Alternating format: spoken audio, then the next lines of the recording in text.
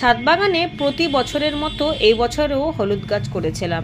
এই 12 ইঞ্চি গ্রো ব্যাগগুলোর মধ্যে খুব সুন্দর হলুদ গাছ হয়েছিল। এখন গাছগুলো মরো মরো অবস্থা, তার মানে হলুদ রেডি হয়ে গিয়েছে। যখন দেখবেন গাছ এরকম মরো মরো অবস্থা, তখন থেকেই কিন্তু জল দেওয়া বন্ধ করতে হবে। বেশি জল পড়ে গেলে হলুদগুলো কিন্তু সবই পচে যাবে।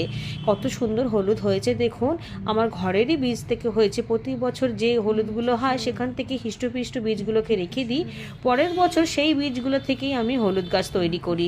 এতে হলুদটাও ভালো পাওয়া যায় আর গাছগুলোও সুন্দর হয়। মাটি খুবই ঝুরঝুরে করেছিলাম, দেখতেই পাচ্ছেন কত ঝুরঝুরে মাটি। এর মধ্যে কাঠের ভুসি আর কিচেন কম্পোস্ট সাথে একটুখানি গোবর সার মিশিয়ে তৈরি করেছিলাম। নিচে কাঠের ভুসি দিয়ে দিয়েছিলাম, তবে অবশ্যই মাটিটার মধ্যে একটু নিমখোল মিশিয়ে নিয়েছিলাম যাতে কোনো রকম ফাঙ্গাস টাঙ্গাস না লাগে। হলুদ গাছেও কিন্তু মাঝে মধ্যেই ফাঙ্গাস লেগে যায় যদি মাটি ঠিক না থাকে। আর যেহেতু আমি কাঠের ভুসি দিয়ে করেছি, তাই ছাইটাও একটু বেশি করেই দিয়েছি।